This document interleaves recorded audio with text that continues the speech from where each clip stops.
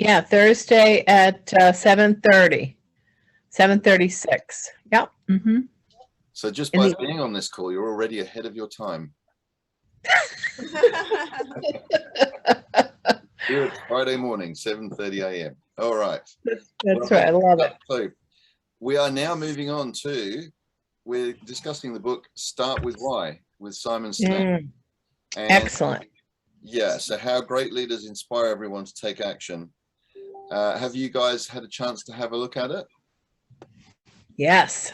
Yes. I just finished chapter 2. I mean, yes, chapter 2. Awesome.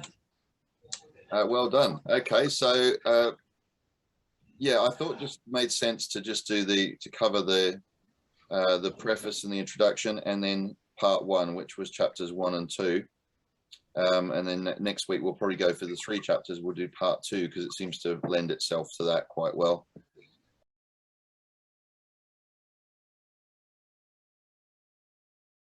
So this chapter, well, these chapters today, first of all, really just introducing the book and the importance of this thing called why.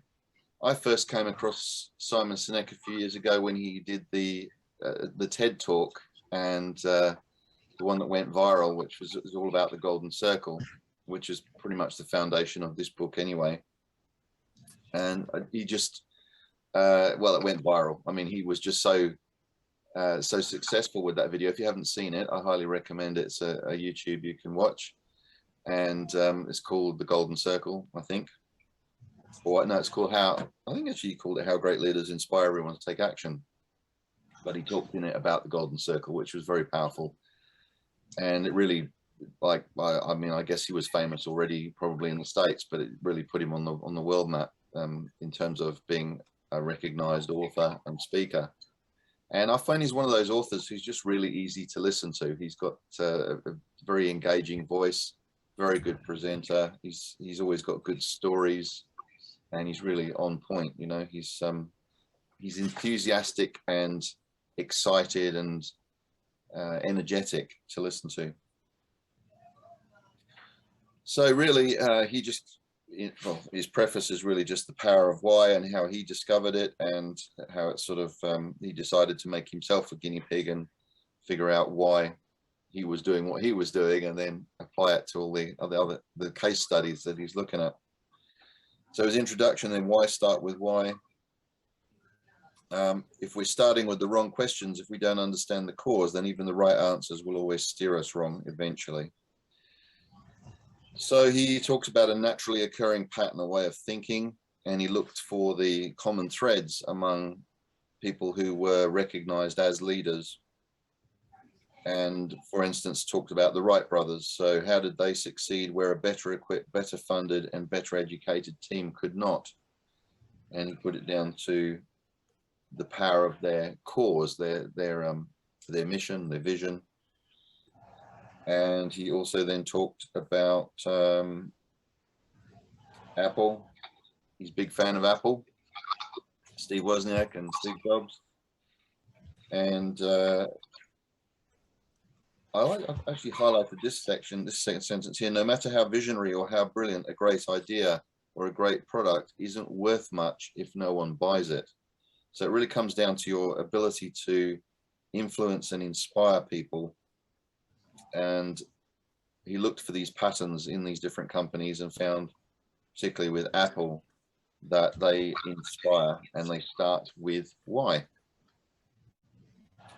He then talked about Martin Luther King and how he started with why. You know, plenty of people were talking about civil rights, and his movement was not just about equal rights for Black people, it was about equal rights for everyone. And that's why he had so many people from various different minority groups on his marches and concurring with his vision and his dream. So yes, the Wright brothers, Apple and Martin Luther King, stand out amongst their peers. They stand apart from the norm, and their impact is not easily copied. They are members of a very select group of leaders who do something very, very special. They inspire us. So great leaders, he says, are able to inspire people to act. Those who are able to inspire give people a sense of purpose or belonging that has little to do with any external incentive or benefit to be gained. Those who truly lead are able to create a following of people who act not because they were swayed, but because they were inspired. For those who are inspired, the motivation to act is deeply personal. So he hopes in this book to be able to inspire us, the readers, and therefore to create a ripple effect, a knock-on effect of inspiration, so that we can build companies, build an economy, and build a world in which trust and loyalty are the norm and not the exception. So yes, start with why. So that was the introduction. Anyone, any additional thoughts on that, or anything that that they picked out that I missed there? For me, it kind of got me thinking. You know, I've have asked, people have asked me that question many times, but I didn't really get to thinking. And I feel it just comes with any little action, just as even your company, it also why you do things, even in your regular day life. You know, as I was listening, and you know, it's just why we all do things and why we don't do things. It's a big part, you know. So that kind of got me in thinking of little, even the minimal things. So every day of the why we do things, and it comes back to the big picture of why we do what we do, you know, and differentiating. I think he kind of was saying like in a positive or a negative way of the why for me, like the influence and, you know, that purpose. I think it comes to the point of not feeling it at work, not feeling it weight, not feeling it daunting, but just enjoying what you're doing. Yeah. And the bigger part has to being an example, you know, an influence for me. Yeah, I think if we should all be able to feel that we like our work, or we like our jobs, and we like our lives. We shouldn't feel that anything is a chore or an ordeal that we've got to get through, particularly with work. You spend so much time there. You'd hope that you want to feel inspired with whatever it is that you've chosen to do. Or at least, if not inspired, then not deeply dissatisfied. But yeah, ideally you would want to feel inspired. You want to feel like you're making a difference, you're having an impact and doing something positive, wouldn't you? Yes. Has anyone ever had that experience where you're stuck doing something that you're not very inspired by, and it's really a drag to have to go to? Mm-hmm. Work. I think this is why I'm going into real estate, because eventually I want to have buy and hold properties, but I'm like, when am I ever going to do that if I don't actually have a job? You know, like the job is for me was daunting, but now I got a job that I'm an assistant of a land investor. So it kind of, it's now it's more fun because I'm learning something that I know I eventually will be using. You know, like I went through so many jobs and works. I heard some saying where it says, if you don't know what you're doing, just put love into what you're doing. But sometimes it's not enough. You know, you have to have fun and fun learning and fun doing anything, not just work. You know, at home with your kids, with a family, like you have to just enjoy it. Like it really does come down with why you're doing it. Is it to have fun? Is it to, you know, create a money for you, to, you know, to make a difference for somebody? It just got me thinking so much. Even the little things. So yeah.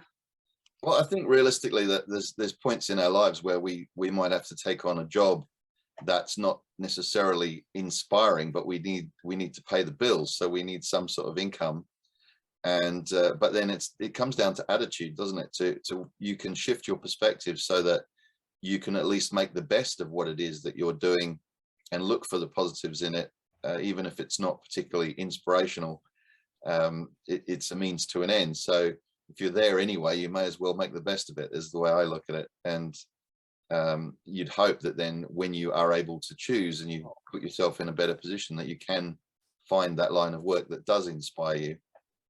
But you know, because I believe that even when you don't love it, if you do it your best, you open yourself doors to attract what you're actually looking for.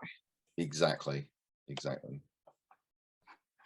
Yeah, that's how I see it, and I've always felt that that's what makes a difference. Is you look for, how can I make this job enjoyable? How can I make a difference? How can I impact my customers or whoever it is I'm dealing with in such a way that you know, I can at least go home thinking, well, I did my best there today, and sort of going well above and beyond, I suppose, whatever is asked of you. All right, that's great. So well, I was listening to a Jim Rohn tape funnily yesterday, and he was talking about, if you go into real estate, the purpose of it is to figure out how you can buy your own real estate. So you use what you're learning to help set yourself up for where you want to go and what you want to achieve. So there's always lessons available to you, whatever it is that you're doing. There's always like transferable skills or experience that you're picking up that may not seem relevant at the time, but later on it will. So by opening yourself up to those possibilities, then you can make a difference.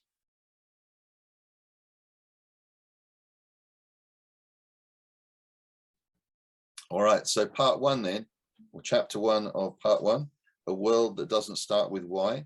And the chapter is called Assume You Know.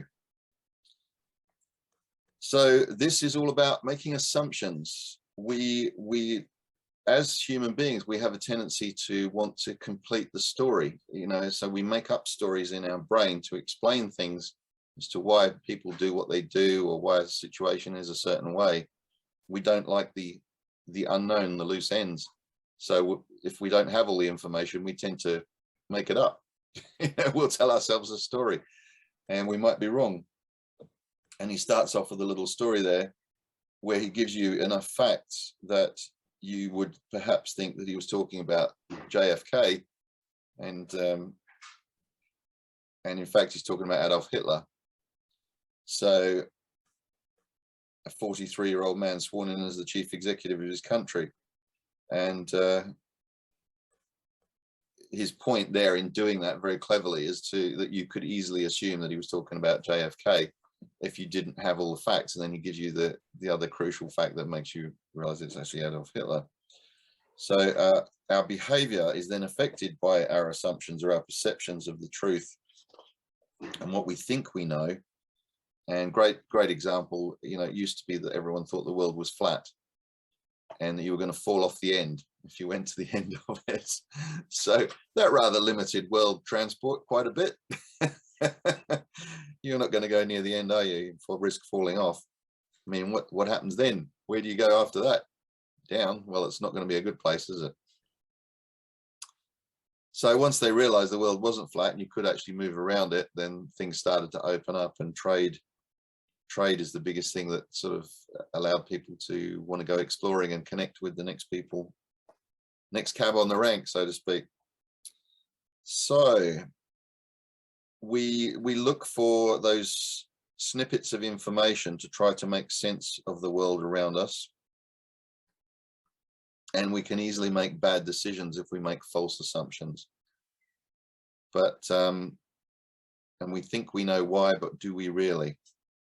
And sometimes even when we get it right, the result went the way you wanted. Does that mean you can repeat it? Well, not necessarily if you were basing your information on the wrong assumptions. So he gave this story, which is really good, about car manufacturers, and he talks then about how the American car executives went to Japan to see a Japanese assembly line, and they had something missing.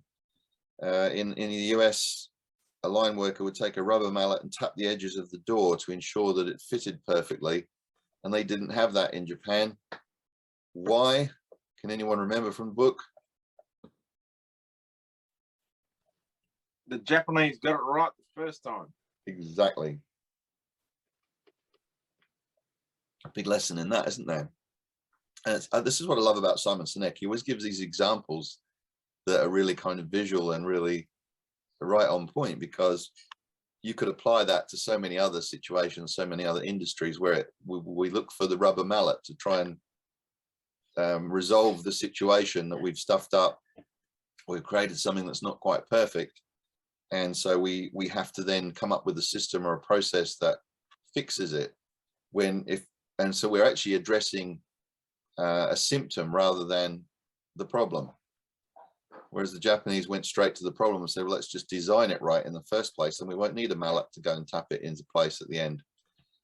Very clever, because like you said, that the Japanese doors are probably likely to last longer and maybe even be more structurally sound in an accident, simply because they got it right in the first place. So every instruction we give and every course of action that we set, every result we desire starts with the same thing, a decision. So there are those who decide to manipulate the door to fit to achieve the desired result, and there are those who start from somewhere very different. Though both courses of action may yield similar short-term results, it is what we can't see that makes long-term success more predictable for only one, the one that understood why the doors need to fit by design and not by default.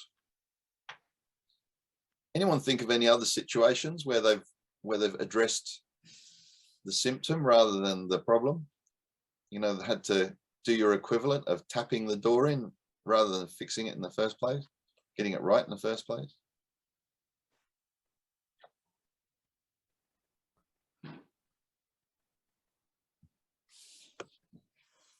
I think thinking things through, right? When you have an idea, you just well, I don't want to say the story. Never mind. Go, Jane.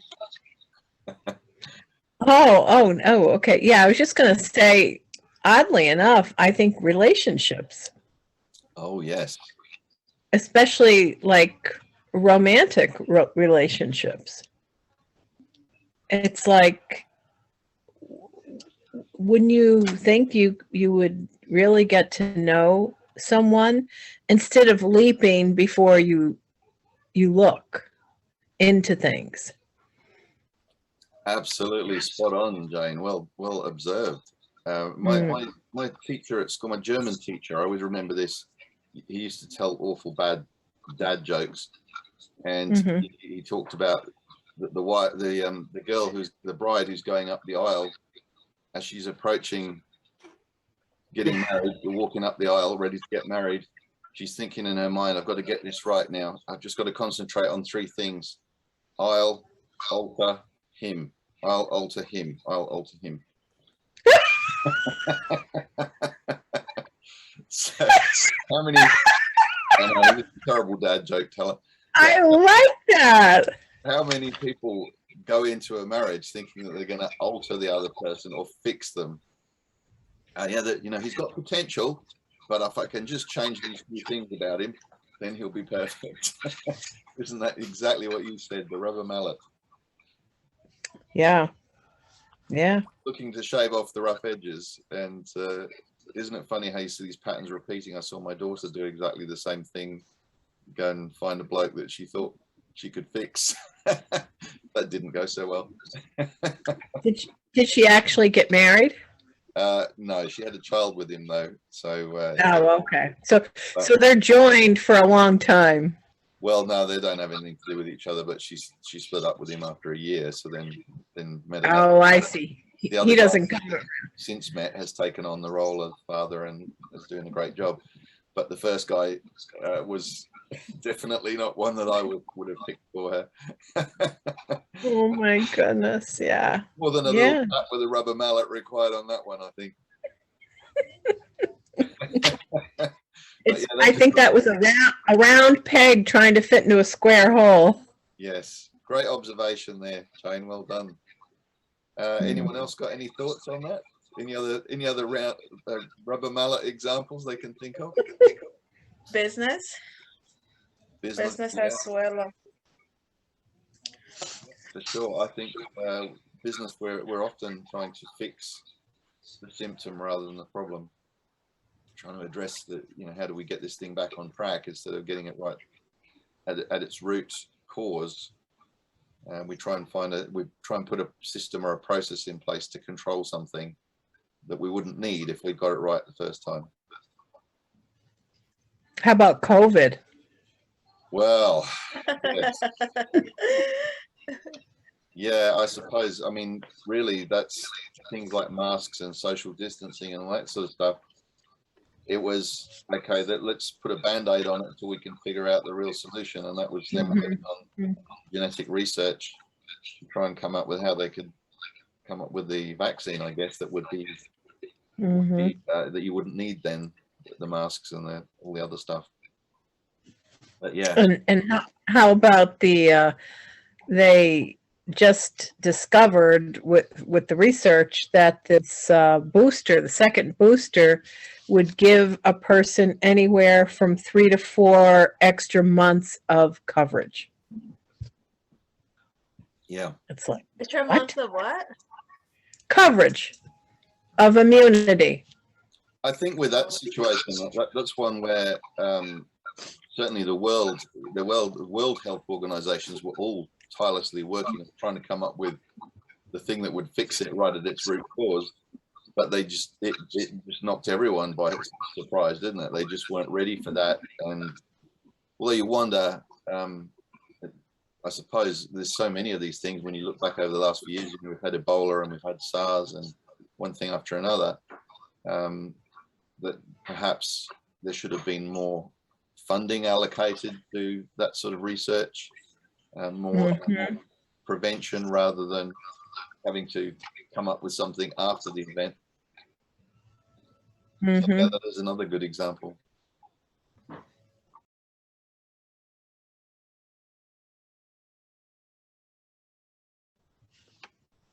Excellent. Well, we'll move on to chapter 2 then, carrots and sticks. So manipulation versus inspiration. I found this a really interesting chapter because you can look at any sort of business these days and ask the questions of which of these marketing tools are being used. Are you being manipulated? And we are very much in a world today where there's a lot of manipulation going on with marketing. But he starts off with this question of that, do most companies actually know why their customers are their customers? Or even why their employees are their employees? That was a big one. I was just like, I didn't even think of it, you know? And it starts with the friend I'm helping create a company where she thought she knew her friend that she was employing, you know, like with the assumptions coming in place. And and I mean, she knew her purpose, but she never asked what was her friend's purpose.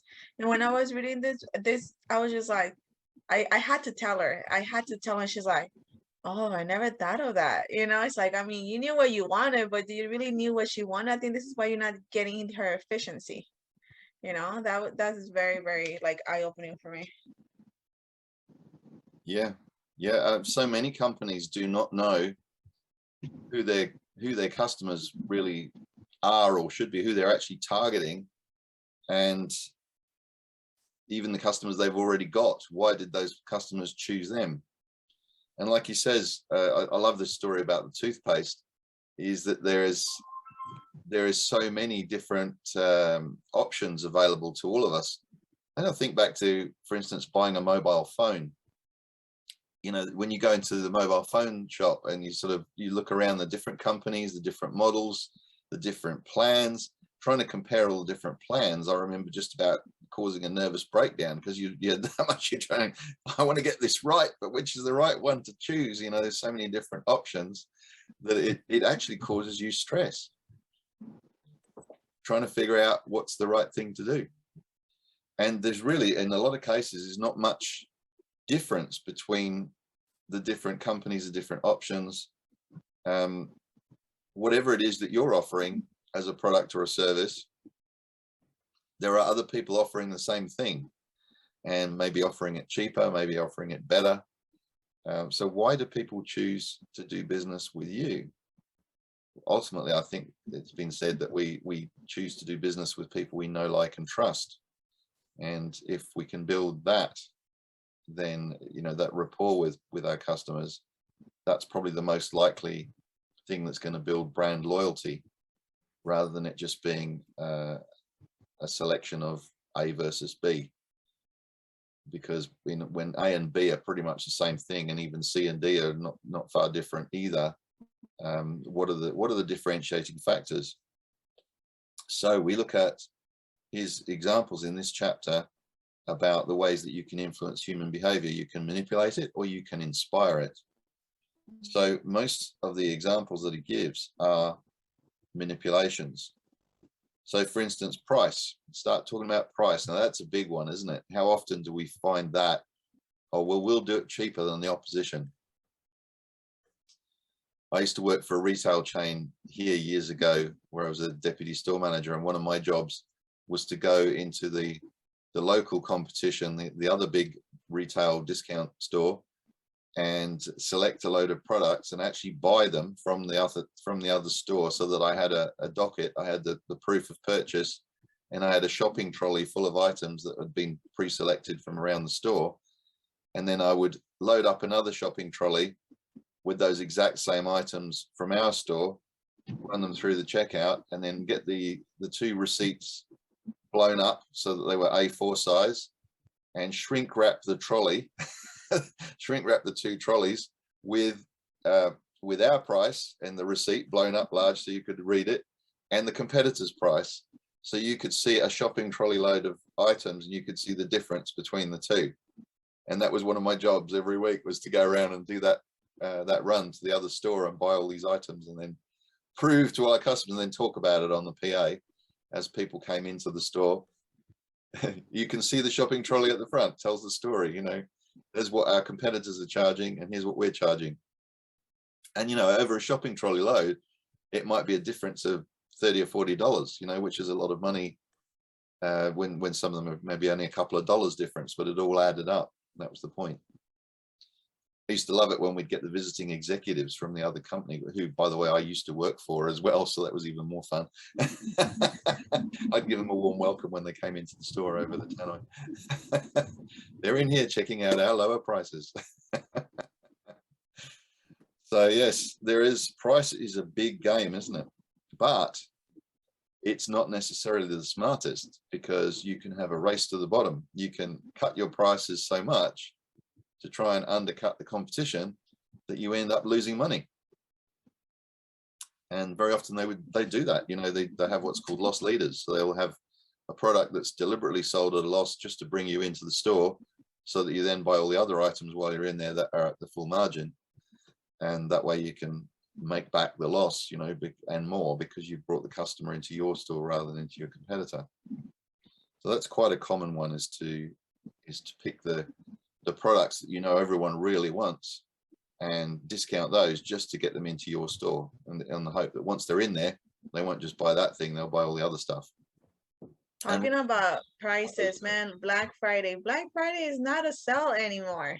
It's just a hype of it.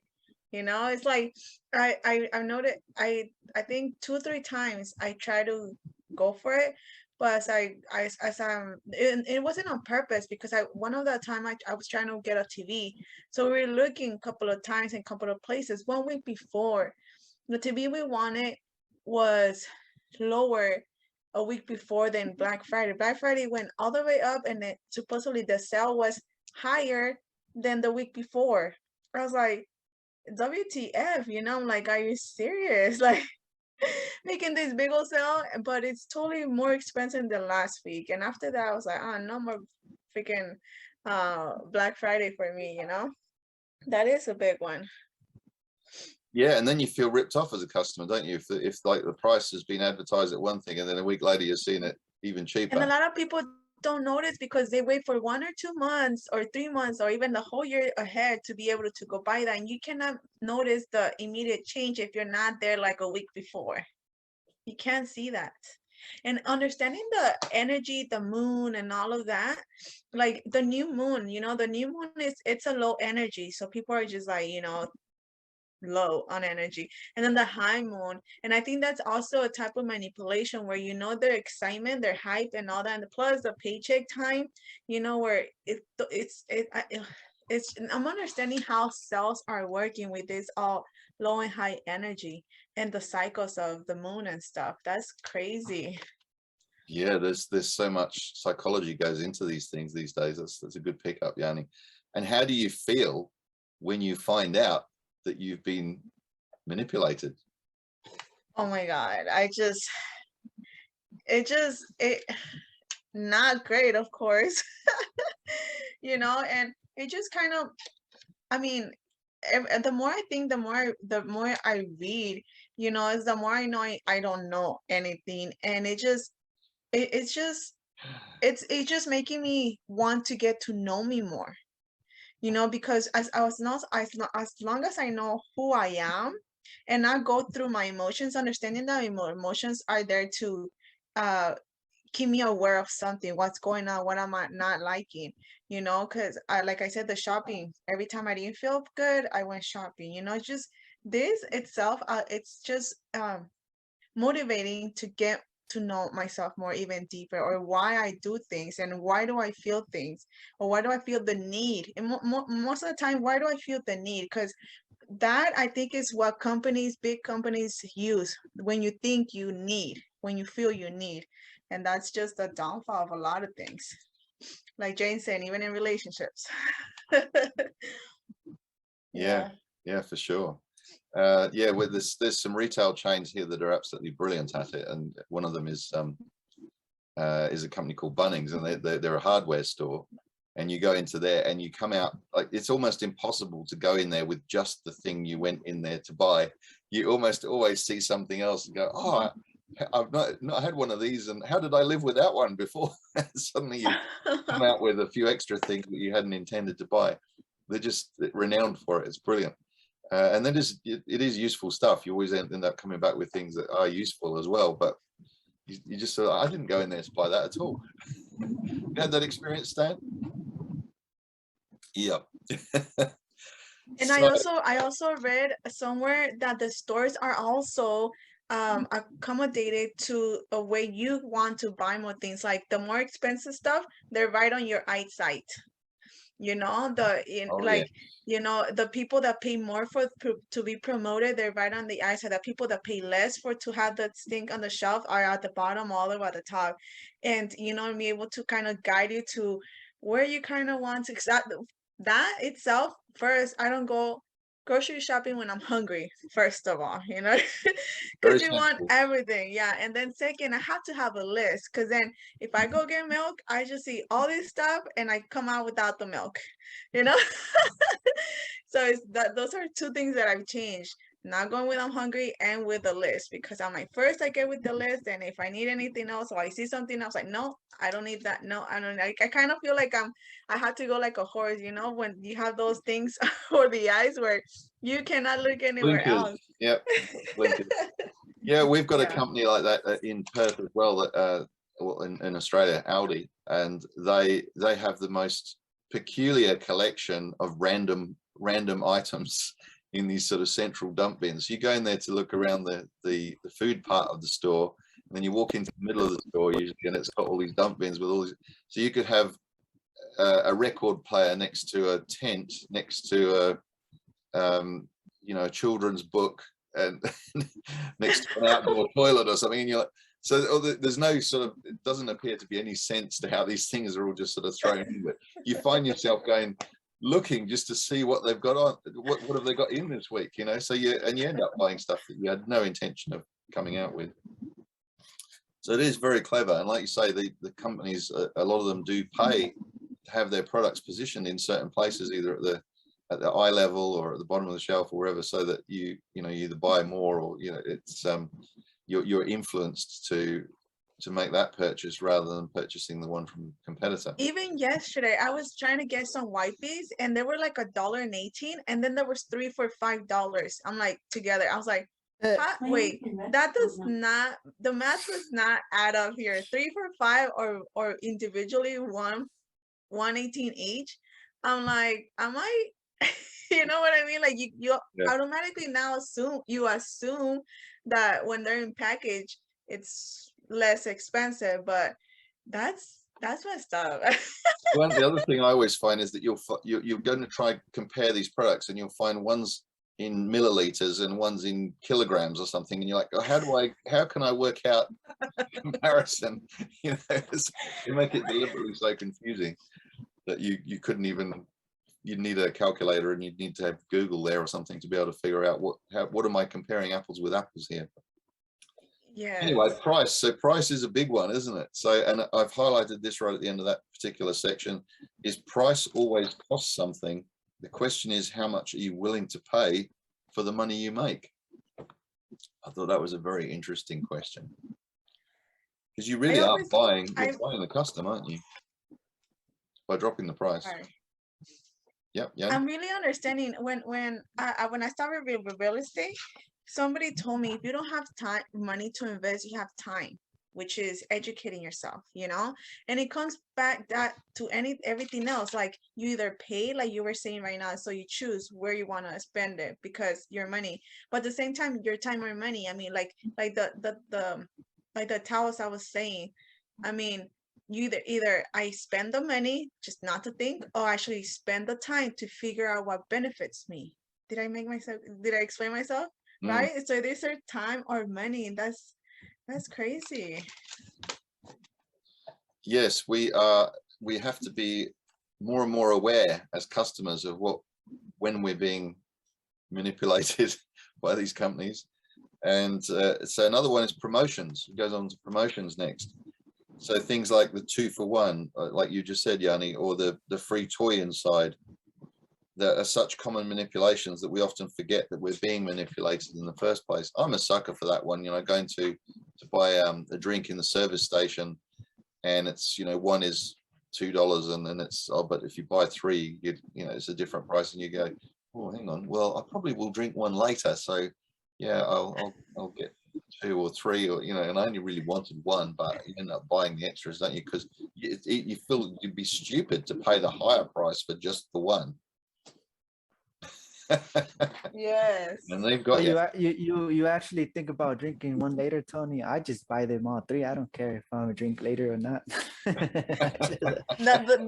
the type of client they need, Sammy. Well, I've actually got I now, when I'm out on the road, I've got a chill bag in my car, so that at least if I buy a second one, I can keep it cool so I can drink it later. So yeah, it's definitely one they get you on. Now this is a nasty one, the rebate selling. Have you ever come across that?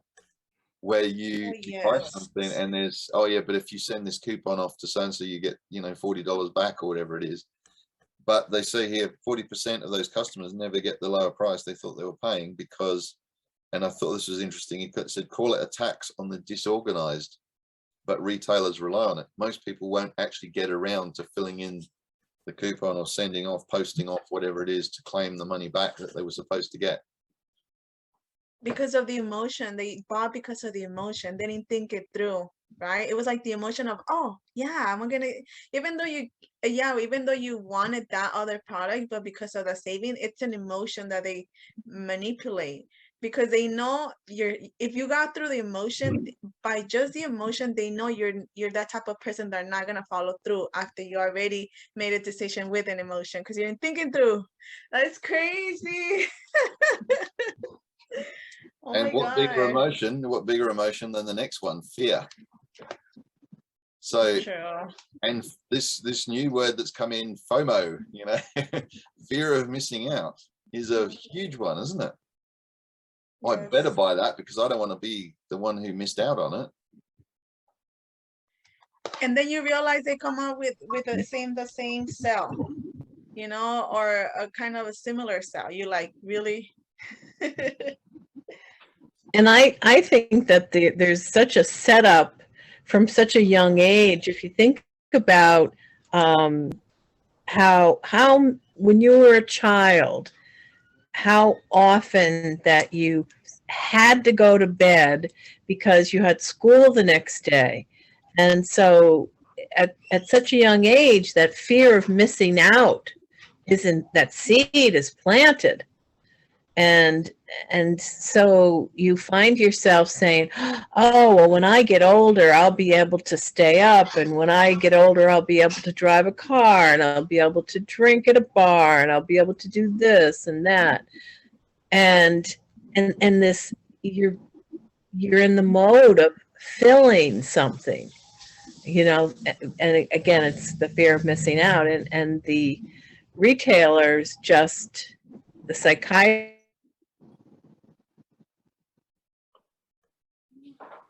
You've dropped out, Jane. We've lost your volume.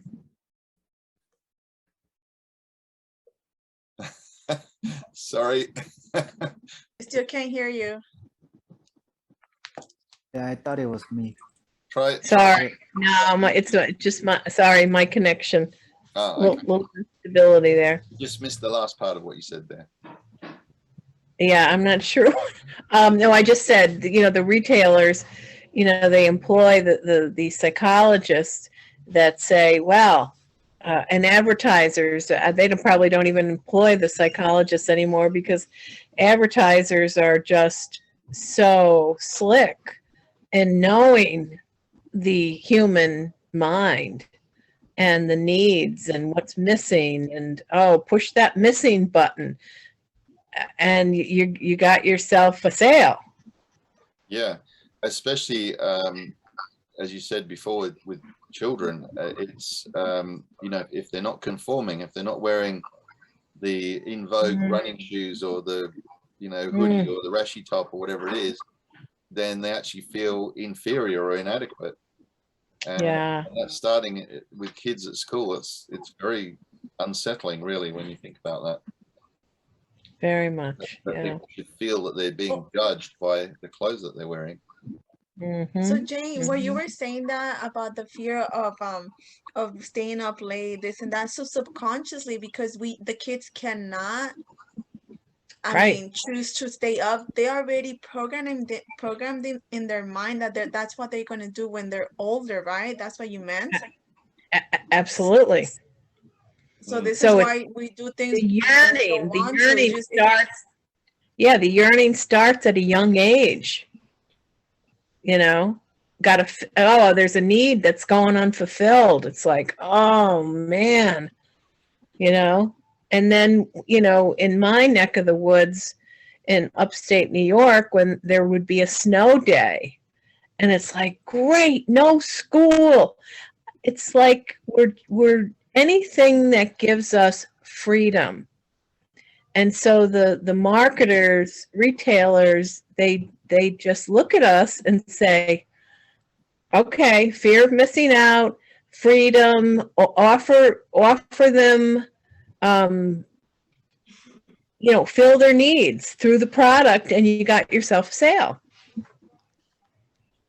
So now I'm questioning. Yeah, I have that with my baby, and now she every time it's school night, I'm like, have to go to sleep because you have to wake up tomorrow. And she drags herself out to get up, but then on Saturdays and Sundays, she's up at 6 in the morning. I'm like, why can't you do this during the week? You know, and during the week, I have to drag yourself out, but during the weekend, you're the one that wakes me up. So how would that be able to? How can I change that? Or well, that's a big homework for me. Like, well, this chapter might give you some of those answers. this book. Just pretend every day is Friday. Yes. What day is it? That's Friday. Oh, good. I'll get up. Right. Yes. So he talks about then, when you mentioned fear, is that this is how terrorists work. That it's not the statistical probability that one could get hurt by a terrorist. It's the fear that it might happen that cripples a population.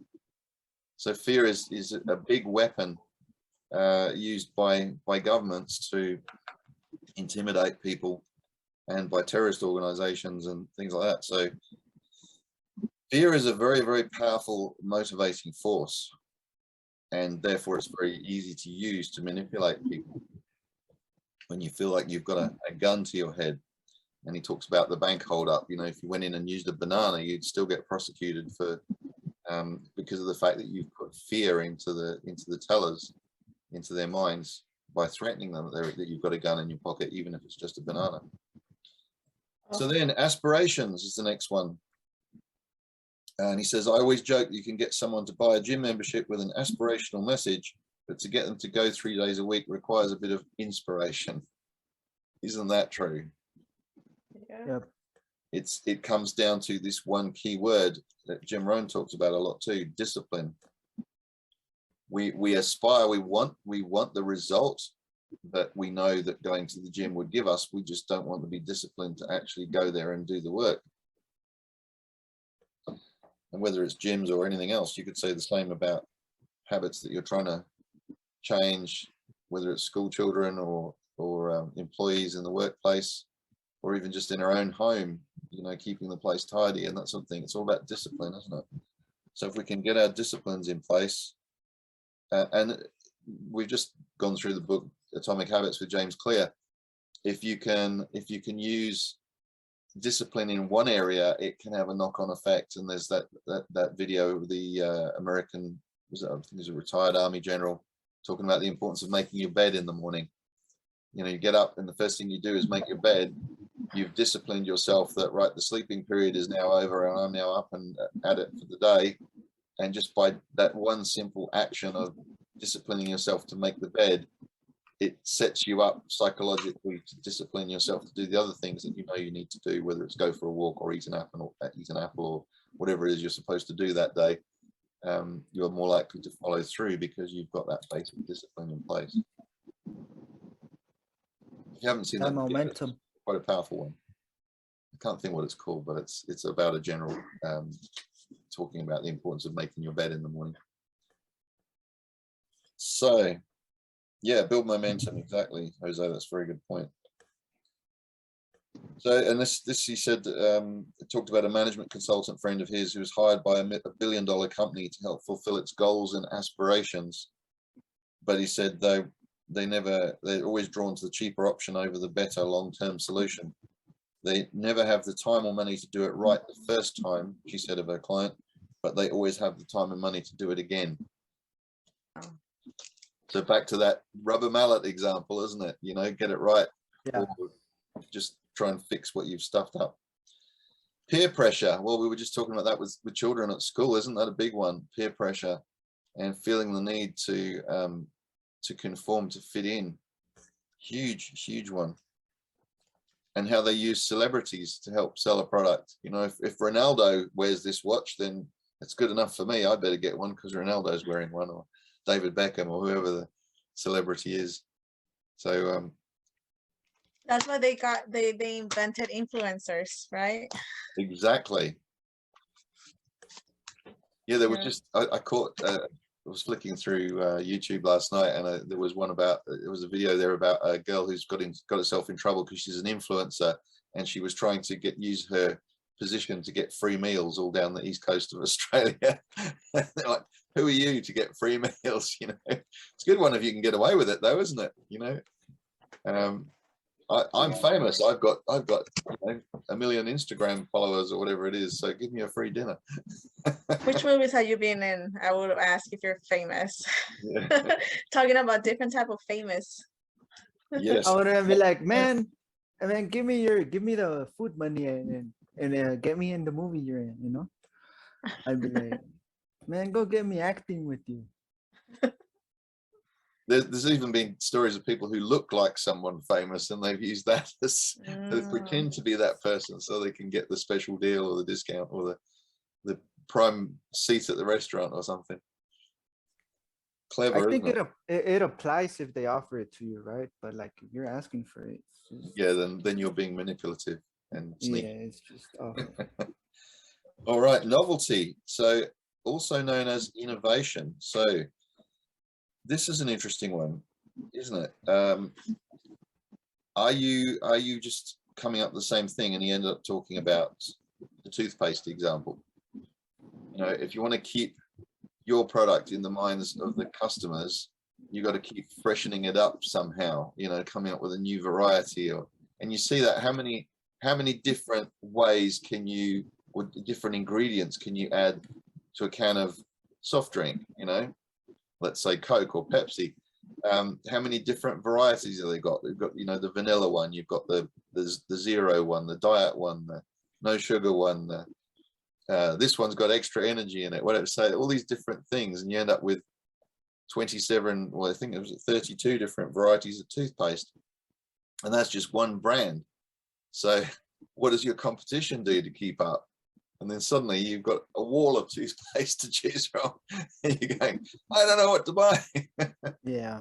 Yeah, when their example says where Chris actually has a section, I was like, if you don't know which one to get, call us, you know, or contact us or something like that. And I think COVID kind of minimized that, right? Like just the essentials, like, cause then you're like, oh, where is this flavor? Oh, we don't bring it in no more, right? COVID kind of minimized that Did to it go though? minimalistic. Have you got the standard mask from the pharmacy, or have you got the designer label mask with the pictures on it? For the branding? For You know, real. the Disney mask or whatever, you know, have you got the different masks? I mean, even just something as simple as masks was a marketing opportunity For to put real. your branding out. If everyone's wearing a mask, why not have your brand on it? Why not have a picture of your like favorite movie character or Marvel It's character? funny when at the beginning any cloth would have done it, and then afterwards you have a cloth. It's like, where's your mask? Right at the beginning, like any type of cloth would have done it, even your Yeah. mouth or your hand or anything. But then afterwards, it's like, And then you're what still happens to using all a those cloth. masks when they suddenly decide we don't need them anymore? I know. Going back to the hospitals. Yeah. So interesting. And I hope that happens soon. So the price you pay for the money you make. So there's a big difference between repeat business and loyalty. I highlighted this one. This was very interesting. Repeat business is when people do business with you multiple times. Loyalty is when people are willing to turn down a better offer, a better product, or a better price to continue doing business with you. Loyal customers often don't even bother to research the competition or entertain other options. Loyalty is not easily won. Repeat business, however, is. All it takes is more manipulations. That's a big one, isn't it? How do we, and this goes back to that question, a lot of people, a lot of companies don't even know why their customers have chosen to do business with them. But if you get it right, you build brand loyalty, you build customer loyalty rather than just repeat customers. Because repeat customers are fickle. They can drop you at the drop of a hat. They can go to your opposition because they're $1 cheaper, or you know, they've got it available in green when you've only got it in blue or whatever. So they can easily take customers off you unless you know why the customers are buying from you. And you can, if it's down to the way you treat them or the way you make them feel, then that's the key, isn't it? You've got to find out what it is I'm doing right, and equally what it is am I doing wrong that's causing me to lose customers. Why are they leaving? And that's another great question to ask is, well, if a customer leaves you, why did they leave you? What was it? What influenced their decision? Was it price? Was it promotions? Was it fear of missing out? Was it something else that the competition was doing that you're not? I think it comes back to the problem you're solving, right? And knowing your product's worth. I think it's also with your relationships. It says the loyal ones, and I think it comes back as well. It comes back to relationships instead of making it transactional, creating that meaningful relationship that will last for years, not just one time. Exactly. And you know, like coming where you can create those MSIs with the same people. Like people know you, your values and all that. So when they come to you for an advice, or you tell them about a product, they already know who you are and they will take your word for that. And I think from thinking about it, yeah, it's from business why customer comes and goes, but at the same time we also are selling ourselves, right? So it kind of translates to our kind of persona and our lifestyle than just your business. Very much so, especially in sales type professions, where you build it's always been said that the customer buys you, the salesperson, rather than the product. They buy you first and the product comes second. So if they know, like, and trust you, they'll go with your recommendations. If if they're not sure, then they might be more likely to move or to compare you with somebody else. So he concludes, we're coming up to time, so just aware of that. For transactions that occur an average of once, carrots and sticks are the best way to elicit the desired behavior. But if you're looking to build a long-term relationship, then you do want to build brand loyalty, and that reduces costs, provides massive peace of mind. You know that your customers and employees will be there for you when you need them most. It is the feeling of we're in this together, shared between customer and company, voter and candidate, boss and employee, that defines great leaders. If you can build that where people are so trusting of your intentions, your vision, your purpose, that they know that your price might not be the cheapest, but it'll be fair for what you're providing. That the product will be reliable, that your service will be reliable and good and consistent. And that's you know, I've got a cleaning business as well, and that's one of the things that I find is that what people are looking for is consistency and reliability. They know that they can trust you, trust your people to turn up and do a good job. Then they're not going to be comparing price. But if you start slipping with the standards, then they'll look at price. So this was interesting. He talked about a book, Peter Wybrow, in his book American Mania, When More Is Not Enough, argues that many of the ills that we suffer from today have very little to do with the bad food we're eating or the partially hydrogenated oils in our diet. Well, I might disagree with that one, but rather he says it's the way that corporate America has developed that has increased our stress to levels so high we're literally making ourselves sick because of it. Americans, and this applies to Australians as well, are suffering ulcers, depression, high blood pressure, anxiety, and cancer at record levels. And according to him in this book, all those promises of more are actually overloading the reward circuits of our brain. The short-term gains that drive business in America today are actually destroying our health. We're becoming so stressed by all this choice, by all these decisions. You go to a third world country and you want toothpaste, you walk into the shop and there's maybe 2 types of toothpaste, that's it, A or B, take your pick.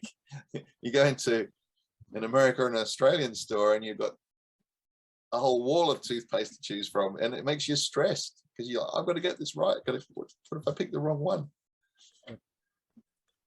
What if I pay too much? I'll feel like an idiot. I know, trying to look at which one is like you say with the milliliters and the ounces, and which one the price is right, which one that you want it with a cavity with helping you whitening and this and that. Oh, but this one doesn't have whitening, but this one is minty, but yeah, it does stresses you. It takes a lot of time to make a decision. Plus the sales price. Yes. So he goes on to conclude that just because it works doesn't make it right. The danger of manipulations is that they work and they've become the norm. We've got so used to being manipulated. Now, even when we know we're being manipulated, we still let it happen, don't we? Wow. Do we? It's like the atomic habits, right? We already got used to it, so it's hard to let it go in a way. Is it, or is that a story we're telling ourselves? Good catch.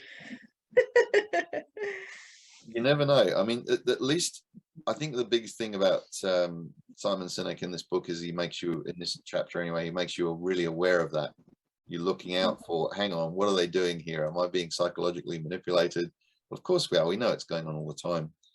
But it also then, when you're looking out for it, you can also go, hang on a minute, actually, maybe I'm not. Maybe I'm being inspired.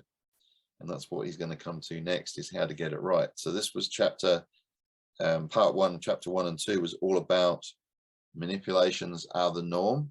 They're today's reality. We're used to it. We're used to it in politics. We're used to it in our food choices, our clothing choices.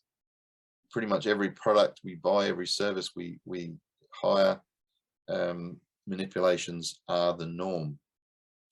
And very often the companies doing it aren't even realizing they're doing it. It's just, that's the way we do business. You know, if just to sweeten the deal, let's drop the price a little bit, or let's throw in an extra one of these. Buy this, we'll give you that free as well.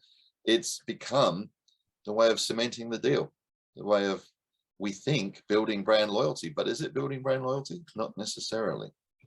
So we come back to the key message in this is that leaders do it differently. Leaders inspire you rather than manipulate you.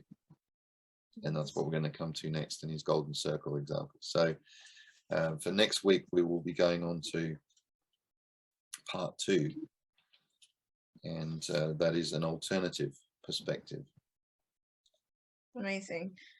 Yeah, so thank you guys. We got through those first 2 chapters. Anyone got anything else that they want to add? Any observations or anything they become aware of? Have they suddenly become, they realize that they're being manipulated? Oh no. I think there's another element to human behavior that I don't know if this book addresses it, but people, you know, myself included, we all enjoy being the one to say, oh, you want to use my doctor, you want to use this product, you want to, and they want to be the subject matter expert and take great enjoyment of, oh no, you got to go buy your car from this guy. He'll, you know, that's my guy. And, you know, and we align ourselves with products and people and companies, and they become ours. And so we're so into wanting to be an influencer, you know? And I think that there's that too. So it's, I don't know. There's quite a cornucopia of like a big pot of stew, and everything's thrown in there. I think it was the loyalty it was talking about, right? The loyalty of the book it was talking about. I think that goes with what you said, Jane. Where you, I don't, no matter what, you will go with it, and eventually will make you recommend that product. Yes, but I think what happens is I think we even dupe ourselves into, we talk ourselves into, oh, this is my product, this is my guy or gal, you got to go get your hair cut here, oh, because, and it's like, do we really know what we're talking about? It's true though, isn't it? Mm-hmm. I've got a really good pest control guy. You've got to use him. It's because of the experience we had. Yeah. And I mean, I have been, I guess that's the thing about when you live long enough, and then you would talk to that person 5 years later and say, oh, that doctor you go to. Oh, no, I don't, no, I changed doctors. Oh, okay. So they weren't the sun, the moon, and the stars after all. It's like, oh, okay. Oh, okay. You know, it's really draw your own conclusions, you know, be the thinker in your brain and you know, because it's a crapshoot. You know, I don't know. Well, that's a very good way to end it, Jane. Life is a crapshoot. Yes. Let's all get on a plane and go to Vegas. But at least now we're aware of what's going on, so we can pick up on what Simon's going to teach us in this book is how to start with why and how to look out for ways to inspire people ourselves rather than be manipulated or to manipulate. Is to pick up when we're doing it and look at, okay, how could I do this differently? How could I inspire people instead? So it's going to help you. Hopefully he answers your question and my question throughout the book. Let's hope so. All right. Well, thank you everyone for coming along. Thank you. Thanks, Tony. Thanks, everyone. Next week. Great to see you guys. all. See you next time. Guys.